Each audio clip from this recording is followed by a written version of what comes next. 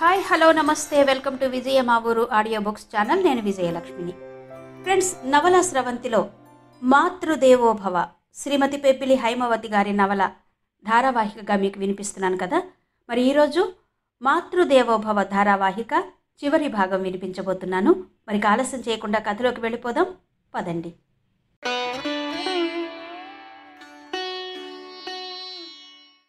రోజులన్నీ ఒకేలా గడిస్తే లేనిదేముంది. ఇల్లు రిపేరు పూర్తయి తెరిపిన పడ్డాము అనుకునేసరికి గౌరీ శేషగిర్లకు కొత్త సమస్య వచ్చి పడింది. సూరజ్ ఫ్రెండ్స్ అందరూ పై చదువుల కోసం అమెరికా వెళ్తున్నారు కనుక తాను వెళ్తానని మొండిపట్టు పట్టాడు. అంతవరకు సీరియస్గా పీజీ ఎంట్రన్స్కు ప్రిపేర్ అవుతున్న సూరజ్ తన ఫ్రెండ్స్ అంతా అబ్రాడ్ వెళ్ళి తాను వెళ్లకుండా ఇండియాలోనే ఉండిపోతే తనని చేతకాని వాడి కింద జమ కడతారని బాధపడుతూ అన్యమనస్కంగా ఉండసాగాడు. నువ్వు దూరంగా వెళ్ళిపోతే మేమిక్కడ ఎలా ఉండాలరా అంది గౌరి బాధపడుతూ. కొడుకు బాధను గ్రహించిన శేషగిరి భార్యను ఓదారుస్తూ, గౌరీ, పిల్లల అభివృద్ధికి మన ప్రేమలు ఎప్పుడూ ఆటంకం కారాదు అని నచ్చ చెప్పాడు. చివరికి అతి కష్టం మీద గౌరి కొడుకు అమెరికా వెళ్లేందుకు ఒప్పుకుంది. తల్లి ఒప్పుకోవడంతో సూరజ్ పాస్పోర్ట్ వీసాలకు అప్లై చేశాడు. అలా సూరజ్ అమెరికా వెళ్ళిపోయాడు. ఉషా హౌస్ సర్జన్ పూర్తి చేసి పీజీకి ప్రిపేర్ అవసాగింది. బంగారి తమ ఇంటికి వచ్చిన కొత్తలో కాంతమ్మ కొంచెం సానుభూతిగా వ్యవహరించినా రాను రాను తిరిగి పాత కాంతమ్మలా మారిపోయింది. కోడలి పట్ల వియ్యపురాలి పట్ల అకారణ వైరం ప్రదర్శించసాగింది. ఈ ముసల్ది అక్కడ పాడు చేస్తుంది, ఇక్కడ పాడు చేస్తుంది అంటూ దానివలన తనకేదో అసౌకర్యం కలుగుతోందన్నట్టుగా ఆవిడని పంపించేయి అంటూ శేషగిరి చెవిలో జోరీగలా పోరసాగింది. మాట్లాడితే చాలు గౌరిని మీకే మీరిద్దరున్నారు, నాకే ఎవరూ లేరు అనే కొంటె మాటలతో గౌరిని సాధించడం మొదలుపెట్టింది. ఆ మాటలు వినడంతోనే గౌరికి పిచ్చెత్తినట్టుగా అయ్యేది. ఆవిడ ఎన్ని మాటలంటున్నా ఏం చేస్తున్నా తల్లిని ఆ ఇంట్లో ఉంచుకోవాలంటే అవన్నీ భరించక తప్పదని అన్ని బాధలను అవమానాలను గరణంలా మింగి మౌనం వహించసాగింది గౌరి. కానీ అత్తగారు ఈ మాట అనేసరికి తట్టుకోలేకపోయింది. అక్కడికి 1-2 సార్లు ఆవిడ ఆ మాట అంటున్నా విని విననట్టు వదిలేసింది. కానీ చివరికి భరించలేక నిలదీసింది. ఎవరూ లేరంటావేంటత్తయ్యా? నీకు పిల్లలున్నారు, నాకు పిల్లలున్నారు. ఇక లేనిది నాకున్నది భర్తే కదా. పదే పదే మీరిద్దరూ ఉన్నారంటున్నావు. మా ఇద్దరిలో ఎవరో ఒకరు పోవాలనా నీ ఉద్దేశం? జీవితంలో అన్నీ అనుభవించేశావు నువ్వు. మా పిల్లలు ఇంకా చిన్నవాళ్ళు. వాళ్ళకి పెళ్ళి పేరంటం చెయ్యాలి, మంచి చెడ్డ చూడాలి. వాళ్ళనేం చేసి పొమ్మంటావు మమ్మల్ని అంది గౌరి రుద్ధకంఠంతో. గౌరి అలా నిలదీస్తుందని ఏమాత్రం ఊహించలేదు కాంతమ్మ. ఎప్పటిలానే మౌనంగా పడి ఉంటుంది అనుకుంది. అలా అడిగేసరికి తిన్నగా జవాబు చెప్పలేక, ఇప్పుడు నేనేమన్నానని నిండింట్లో అలాంటి మాటలంటున్నావు? నీకు ఇష్టం లేకపోతే చెప్పు, నేనే పోతాను ఇంట్లో నుంచి. నేనేదో మీ చావు కోరుతున్నట్టు నా మీదెందుకు నిందలెత్తుతావు అంటూ ఎదురుదాడికి దిగింది. ఇదంతా చూస్తున్న శేషగిరి, ఉషా గౌరిని మందలించి అక్కడి నుండి లాక్కుపోయారు. తనదేమీ తప్పు లేకపోయినా నిత్యం ఇలాంటి సంఘటనలు జరగడంతో గౌరి మనసు బాగా కృంగిపోయింది. ఇంట్లో జరిగే గొడవలు చూసి శేషగిరి కూడా చీటికి మాటికి గౌరి మీదే విసుక్కోసాగాడు. ఇల్లో నరకంలా తయారైంది. పోనీ ఎక్కడికైనా వెళ్ళి 4 రోజులు ఫ్రీగా గడిపి రావడానికి వీలు లేకుండా ఈ తద్దినాన్ని తెచ్చి ఇంట్లో పెట్టావు అన్నాడు నిష్ఠూరంగా. ఇంటా బయట ఇలాంటి పరిస్థితులు గౌరిని ఉక్కిరి బిక్కిరి చేయసాగాయి. బంగారిని హోంలో వాళ్లు నగల కోసం కొట్టిన దగ్గర నుండి ఆమె మనసు వికలమై మతిస్థిమితం తప్పిపోయింది. నిత్యం తననెవరో కొట్టేస్తారు, చంపేస్తారు అన్నట్టుగా భయపడుతూ, తన బట్టలను సైతం ఎవరైనా ఎత్తుకుపోతారన్నట్టుగా ప్రవర్తిస్తూ, తన వస్తువులను గౌరి తప్ప ఎవరు ముట్టుకున్నా నానా గొడవ చేయసాగింది. అదంతా చూసిన కాంతమ్మ హేళనగా నవ్వుతూ మాట్లాడుతూ ఉంటే, మొగుడు కొట్టినందుకు కాదు, తోడికోడలు నవ్వినందుకు అన్నట్టు అవమాన భారంతో కృంగిపోసాగింది గౌరి. తల్లి అన్నం తినే దగ్గర, స్నానం చేసే దగ్గర విసిగిస్తూ, ఇలా వస్తువుల దగ్గర వింతగా ప్రవర్తిస్తూ ఉంటే భరించలేని గౌరి తల్లి దైవస్వరూపం అనే విషయాన్ని విస్మరించి బంగారిని కొట్టేసింది. అత్త మీద కోపంతో కూతుర్ని కుంపట్లో ఎత్తేసిన తల్లి చందాన. నన్ను కట్టుకున్న భర్త గాని, కన్న తల్లిదండ్రులు గాని ఏనాడు చెయ్యెత్తి నన్నొక దెబ్బ కొట్టలేదు. అలాంటిది నువ్వీనాడు నన్ను కొట్టావు. గతి లేక నీ ఇంట్లో పడి ఉన్నాననే కదా నన్నిలా అలుసు కట్టి కొట్టావు. నీ అత్త నన్ను పురుగు కంటే హీనంగా చూస్తోంది. నా కర్మ ఇలా కాలిపోయి నా రాత ఇలా రాలిపోబట్టే మీ అందరి దగ్గర మాటలు కాస్తూ ఇలా పడి ఉన్నాను. నా భర్తే బ్రతికుంటే నాకు ఇలాంటి పాటలు వచ్చేవా? అష్ట కష్టాలు పడి కట్టుకున్న నా ఇంట్లో నుంచి నన్ను గెంటి ఇలా వీధుల పాలు చేశారు నా బిడ్డలు. ఏం పాపం చేశానని నాకు ఈ శిక్ష? అంటూ వలవల ఏడుస్తున్న తల్లిని చూడ్డంతోనే గౌరి ఆవేశము బాధ అంతా ఎగిరిపోయింది. నిస్సహాయంగా తల్లిని చుట్టేసి, అమ్మా నన్ను క్షమించు అంటూ వెక్కి వెక్కి ఏడ్చింది. కూతురు అలా ఏడవడంతోనే బంగారి మనసు ద్రవించిపోయింది. ఏమీ చెయ్యలేని నిస్సహాయత్వంతోనే గౌరి తన మీద చెయ్యి చేసుకుందని గ్రహించింది. తనని తాను సంభాళించుకుంటూ కూతుర్ని దగ్గరకు తీసుకుని తల నిమురుతూ, ఏడవకమ్మా, ఇప్పుడేమైందని?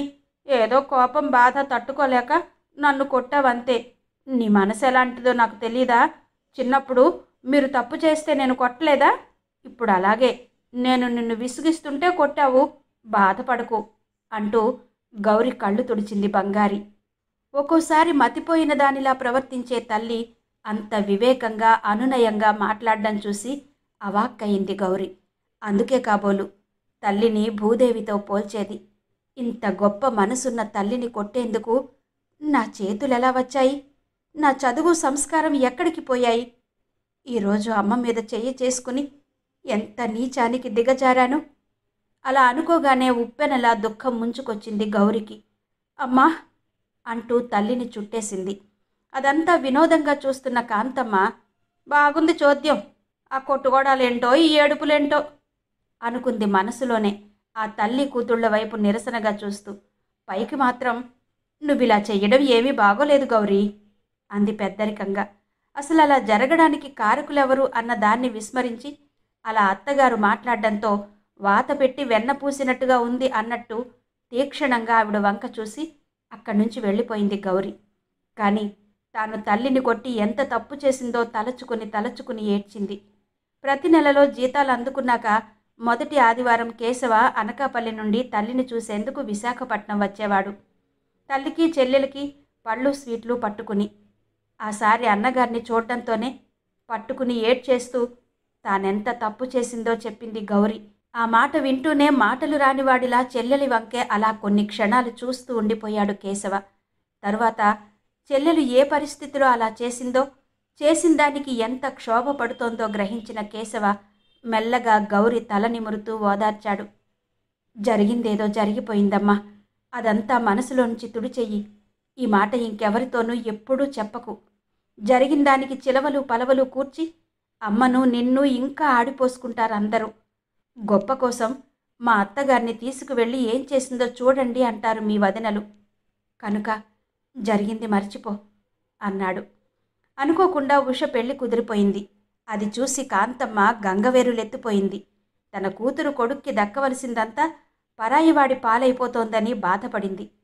ఉష హౌస్ సర్జన్సీ చేస్తుండగా ఆమె తీరుతెన్నులు, పేషెంట్స్ పట్ల ఆమె చూపించే కన్సర్న్ను అదే హాస్పిటల్లో పనిచేస్తున్న విశాల్ గమనించాడు. ఉషని తన లైఫ్ పార్ట్నర్గా చేసుకుంటే జీవితం ఎంతో బాగుంటుంది అనుకున్నాడు. అలా అనుకున్నదే తడవుగా తన తల్లిదండ్రులను ఉష ఇంటికి పంపి సంబంధం కుదిరేలా చేసుకున్నాడు. ఉన్నంతలో శేషగిరి పెళ్లిని ఘనంగానే చేశాడు. మనవరాలి పెళ్లి జరుగుతున్నంతసేపు కాంతమ్మ మనసు కుతకుతలాడుతూనే ఉంది. దాంతో ఆమెకు కోడలి మీదున్న అక్కసు అయిష్టము మరింత పెరిగింది. ఉష పెళ్లికి సూరజ్ అమెరికా నుండొచ్చాడు. ఆనందోత్సాహాలతో ఆ పెళ్లి వేడుకల్లో పాల్గొన్నాడు. విశాల్కి కాళ్ళు కడిగి బూట్లు తొడిగి అతడి నుండి ఉంగరాన్ని బహుమానంగా అందుకున్నాడు సూరజ్. ఉషని సంతోషంగా అత్తవారింటికి సాగనంపారు.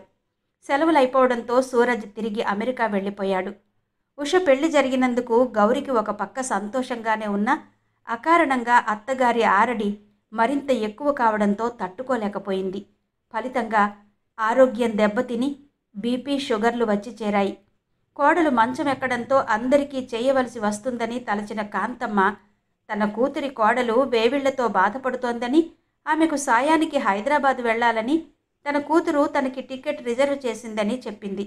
అది విన్న శేషగిరి, మీ కోడలికి చూస్తే ఒంట్లో బాగాలేదు కదమ్మా, ఉష చూస్తే అత్తవారింటికి వెళ్ళిపోయింది. ఇలాంటప్పుడు నువ్వక్కడికి వెళ్తానంటే ఎలా అమ్మా? ఒక్క వారం రోజులు ఆగి వెళ్ళు, ఈలోగా గౌరికి కాస్త సర్దుకుంటుంది అని చెప్పాడు బ్రతిమలాడుతున్నట్టుగా. అలా ఎలా అవుతుంది? రాజ్యం నా కోసం టికెట్ రిజర్వ్ చేసిందట. అయినా మీ అత్తగారికి చాకరీ చేయడం కోసమే కదా నన్ను ఇక్కడ ఉండమంటున్నావు. ఆవిడని వాళ్ళింటికి పంపించు. మీ ఆవిడకు బాగయ్యాక తీసుకొద్దువు గాని అంది కాంతమ్మ సలహా ఇస్తున్నట్టు. అయితే ఆవిడ్ని పంపించేస్తే నువ్వు ఇక్కడ ఉంటావా అమ్మా అని అడిగాడు శేషగిరి. కొడుకు అలా నిలదీసి అడగడంతో కాంతమ్మ కొంచెం తడబడింది. ఆవిడిని పంపించేస్తే ఉండడానికి తనకేమీ అభ్యంతరం లేకపోయినా ఆ మాట కోడలి ముందు అన్నట్టుగా కొడుకుతో అనడానికి కొంచెం సంకోచించింది. అందుకే అలా ఎలా కుదురుతుంది, నే వెళ్ళాలి అనేసింది లోగొంతుకతో. అమ్మా, మా పెళ్ళయ్యి దాదాపు 40 సంవత్సరాలు కావస్తుంది. ఇంతవరకు నేను గాని మీ కోడలు గాని మాకిది చెయ్యి అని నిన్నెప్పుడూ అడగలేదు. నీ కూతురు తోడి కోడలు కూతుర్ని ఇక్కడ ఏదో కోర్సు చేయించేందుకు మమ్మల్ని మాట మాత్రం అడగకుండా తనని ఇంటికి తెచ్చిపెట్టినా మీ కోడలు ఎంతో చేసింది ఆ పిల్లకి. నీకు, నాన్నకి, తమ్ముళ్ళకి, చెల్లెళ్ళకి, వాళ్ళ పిల్లలకి ఎంతో చేసింది. నీ మిగిలి 2 కొడుకులు కోడళ్ళు నిన్ను ఇంట్లోకి రాకుండా తరిమి కొట్టినా కూడా నిన్నేమీ అనకుండా ఈ రోజుకి నిన్ను ఏ లోటు రాకుండా చూస్తూనే ఉంది. నీ దృష్టిలో కోడలంటే కట్టు బానిస కనుక అవన్నీ చెయ్యాలని చూస్తున్నావు. 4 రోజులు బాగులేక నీ కోడలు మంచం మీద ఉంటే సాయం చేయలేనంటున్నావు. నీ కోడలి కంటే నీకు నీ కూతురి కోడలు ఎక్కువని వాళ్ల కోసం పరుగులు తీస్తున్నావు. ఇదెక్కడి న్యాయమమ్మా? నీలాగే నీ కోడలు ఆలోచించి ఉంటే నీ పరిస్థితి ఏంటో ఒక్కసారి ఆలోచించు. పదే పదే మా అత్తగారు మన ఇంట్లో ఉండి మన సొమ్మేదో తింటున్నట్టుగా మాట్లాడుతున్నావు. ప్రతి నెల వాళ్ళ అన్నయ్య మద్రాసు నుండి పంపే ఎంవో చూడడం లేదా నువ్వు? వాళ్ళకి గతి లేక ఆవిడిని మన ఇంట్లో ఉంచారు. అలా అని నీ మిగిలిన కొడుకులు 2లో ఎవరైనా నీకోసం ₹1 విదిలిస్తారేమో చూడు. ఎప్పటికైనా నిన్ను చూడాల్సింది మేమే. మాకు చిన్న అవసరం వచ్చేసరికి మొండి చెయ్యి చూపిస్తున్నావు. Ticket reserve చేస్తేనేవి? ఇప్పుడు క్యాన్సిల్ చేసుకుని వారం రోజుల తర్వాత నేను టికెట్ చేస్తానన్నా వినిపించుకోకుండా వెళ్తానని అంటున్నావు. ఇంత చెప్పినా నువ్వింకా వెళ్ళాలని అనుకుంటే మళ్ళీ ఇక్కడికి రాకు అన్నాడు ఆవేశంగా శేషగిరి. అసలే మనవడికి శేషగిరి కూతురు దక్కలేదని, కొడుకు సంపాదన పరాయివాడి పాలైపోయిందనే ఉక్రోషంతో ఉన్న కాంతమ్మకి కొడుకు అలా బెదిరింపుగా మాట్లాడేసరికి పౌరుషం ముంచుకొచ్చింది. సరే రాన్లే అంటూ సూట్ కేసు పట్టుకుని వెళ్ళిపోయింది కాంతమ్మ అక్కడి నుండి విసురుగా. తల్లి అలా వెళ్ళిపోవడంతో చేష్టలుడిగిన వాడిలా అలా నుంచుండిపోయాడు ఒక్క క్షణం. తానలా బెదిరిస్తేనైనా తల్లి ఊరు వెళ్లకుండా ఉండిపోతుందనుకున్నాడు. కానీ ఇలా వెళ్ళిపోతుందనుకోలేదు శేషగిరి. కాంతమ్మ వెళ్ళిపోయాక 2-3 రోజులు కొంచెం ఓపిక కూడా తీసుకుని తల్లికి చేసి పెట్టింది గౌరి. ఆ తర్వాత అసలు లేవలేకపోవడంతో శేషగిరి కేశవకి ఫోన్ చేసి సంగతంతా చెప్పాడు. వెంటనే కేశవ ఉన్నపాటున బయలుదేరి వచ్చాడు. చెల్లెలి స్థితి చూసి చాలా బాధపడ్డాడు. ఆ తర్వాత తల్లిని తనతో పాటు ఇంటికి తీసుకువెళ్ళిపోయాడు. వాణి అత్తగారిని తమ ఇంటికి తీసుకువచ్చాక 2 రోజులు మౌనంగా ఊరుకుంది. ఆ తర్వాత ఆవిడిని తిరిగి ఎప్పుడు వెనక్కి పంపిస్తావు అంటూ భర్తని వేధించసాగింది. అక్కడ నా చెల్లెలి ఆరోగ్యం ఏమీ బాగాలేదు, ఎలా పంపమంటావు అక్కడికి? మనలా ఏదో వేళకింత వండి పెట్టడమే కాదు కదా తను చేసింది. అన్నం తినిపించడం దగ్గర నుండి చంటి పిల్లకు చేసినట్టు స్నానం పానం అన్నీ చేసుకొచ్చింది ఈ 3 సంవత్సరాలుగా. ఇప్పుడు అది చేయలేని స్థితిలో మంచం మీద పడి ఉంటే మా అమ్మని అక్కడికి ఎలా తీసుకువెళ్ళమంటావు అన్నాడు బాధగా కేశవ. చూసారా, ఒక్క 3 సంవత్సరాలు చేసినందుకు మీ చెల్లెలు మంచం ఎక్కింది. మరి అన్ని సంవత్సరాలు చాకరీ చేసినందుకు నేనేం కావాలి అంది వాణి అక్కసుగా. ఇదిగో వాణి, అర్థం లేకుండా మాట్లాడకు. నేను గతంలో చాలాసార్లు చెప్పాను, ఇప్పుడు మళ్ళీ చెప్తున్నాను. కేవలం మనం మా అమ్మకు తిండి మాత్రమే పెట్టాము. కానీ గౌరీ మా అమ్మకు అన్నీ తానై చేసింది. దానికి మనకి పోలికేంటి? అయినా గౌరీ అమ్మని తీసుకువెళ్ళమని అనలేదు. దాని స్థితి చూసి జాలిపడి నేనే మా అమ్మని తీసుకొచ్చాను ఇక్కడికి అన్నాడు కేశవ తీవ్రంగా చూస్తూ. నేను మాత్రం బాగున్నానా ఇక్కడ అంటూ దండకం చదవడం మొదలుపెట్టింది వాణి. అది భరించలేక చివరికి కేశవ శేషగిరికి ఫోన్ చేశాడు, గౌరికి ఎలా ఉంది అంటూ. కేశవ నుండి ఫోన్ రావడంతోనే అత్తగారి కోసమే ఫోన్ చేశాడని గ్రహించిన శేషగిరి, ఇప్పుడు కొంచెం బాగానే ఉంది బావా, కానీ బాగా నీరసించిపోయింది గౌరి. ఈ పరిస్థితుల్లో మీ అమ్మగారిని గౌరి చూసుకోవడం చాలా కష్టం. ఇలా చెప్తున్నానని ఏమీ అనుకోవద్దు బావా, మీరు మరో ఏర్పాటు ఏదైనా చేసుకుంటే మంచిది అన్నాడు. బావమరిది నుండి ఇలాంటి జవాబు వినవలసి వస్తుందేమోనని భయపడుతూనే ఉన్నాడు కేశవ. అలా అని ఎవరినీ దేనికోసం ఒత్తిడి చేయలేని మనస్తత్వం అతడిది. ఇప్పుడు గౌరి పరిస్థితి కళ్ళారా చూశాక ఇంకేం మాట్లాడలేకపోయాడు కేశవ. తిరిగి తల్లిని హోంలోనే జాయిన్ చెయ్యాలి అని అనుకోగానే అతడి కళ్ళలో నీళ్లు గిర్రున తిరిగాయి. కేశవ మౌనం శేషగిరికి ఇబ్బందిగానే అనిపించింది. సారీ బావా, గౌరి ఆరోగ్యం సరిలేక ఇలా అనవలసి వచ్చింది. అక్కడ వాణి పరిస్థితి కూడా బాగులేదని తెలుసు. అందుకే ఏదైనా మంచి హోం చూసి అత్తయ్యని జాయిన్ చేసేద్దాం. నేనిక్కడ 2-3 తెలిసిన వాళ్ళని ఎంక్వైరీ చేశాను. మంచి హోం ఏదైనా ఉంటే చెప్పమని అన్నాడు శేషగిరి. అంతకంటే చేసేదేం లేక సరేనన్నాడు కేశవ. అన్నట్టుగానే తెలిసిన వాళ్ల ద్వారా పోతిన మల్లయ్యపాలెంలో స్టేడియం దగ్గర ఉన్న హోంలో బంగారిని జాయిన్ చేసేందుకు నిర్ణయించారు. ఆ నిర్ణయంలో బంగారి ఇష్టాలతో ఎవరికీ పని లేకపోయింది. కూతురు తనను అక్కడ వదిలి వెళ్ళాక గడిచిన జీవితమంతా గుర్తు చేసుకుంది బంగారి. నా జీవితం ఇలా కావడానికి కారకులెవరు? బిడ్డల ఉన్నతి తప్ప ఇంకేం వద్దనుకుని నా కోసం నేనేమీ మిగుల్చుకోనందుక ఈ పరిస్థితి? తండ్రి పోయాక మోసినంతకాలం కుటుంబ భారాన్ని మోసి ఉద్యోగం ఆరోగ్యం కోల్పోయి ఈ లోకాన్ని విడిచి వెళ్ళిన పెద్ద కొడుకుదా? లేక భార్య అనారోగ్యం వలన ఆర్థికంగా చితికిపోయి మానసికంగా శారీరకంగా అలసిపోయిన రెండవ కొడుకు కేశవదా? భగవంతుడు సంతానాన్ని ఇవ్వకపోతే దానికి కారణం మీ అమ్మే అని భార్య ఆరోపిస్తే అదే నిజమని నమ్మి తనని దూరంగా నెట్టిన మూడో కొడుకు సత్యప్రకాష్దా? ఏవైనా అంటే ఈ హోంకి డబ్బు నేనే కదా కడుతున్నాను అంటాడు. డబ్బుతో ఆత్మీయతను కొనివ్వగలడా? చూస్తానన్నట్టే చూసి భూమికి భారంగా మిగిలిపోయానన్నట్టుగా ఇక్కడ దించి వెళ్ళిపోయిన చిన్న కూతురిదా తప్పు? మమతల పందిరి అనుకున్న నా ఇల్లు ఇలా బీటలు వారిపోయిందేమి? బిడ్డలందరూ కలిసి నన్నిలా దిక్కుమాలిన దాన్ని చేసేశారెందుకని? 86 ఏళ్లు బ్రతికావు కనుక ఇంక నీకు ఇంట్లో అర్హత లేదంటూ చచ్చేదాకా ఇక్కడే పడి ఉండు అంటూ నిర్దాక్షిణ్యంగా వదిలేశారు అందరూ అని ఆక్రోశించింది బంగారి. గాజు కళ్లతో శూన్యంలోకి చూస్తూ కనబడని దేవుణ్ణి వేడుకుంటోంది బంగారి త్వరగా తనని తీసుకువెళ్ళిపోమ్మని. ఇంత జరిగాక ఇంకా ఏం చూడాలని నన్ను బ్రతికించి ఉంచావు తండ్రి అని ఆక్రోశించింది బంగారి.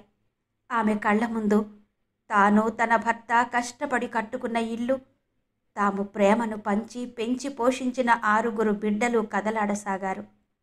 గాజు కళ్లతో శూన్యంలోకి చూస్తూ కనబడని దేవుణ్ణి వేడుకుంటోంది బంగారి త్వరగా తనని తీసుకువెళ్ళిపోమ్మని. అలా మిగిలిపోయింది ఆ మాతృదేవత. మాతృదేవోభవ శ్రీమతి పెబ్బిలి హైమవతి గారి నవల ధారావాహికగా వినిపించాను కదా. మరి ఈ నవల మీద ఆడియో మీద మీ అభిప్రాయాలు తప్పకుండా కమెంట్స్ రూపంలో తెలియజేస్తారు కదూ. మీ కమెంట్స్ కోసం ఎదురు చూస్తూ మరో చక్కటి నవలతో మళ్ళీ మీ ముందుకు వస్తాను. అంతవరకు సెలవు. నమస్తే.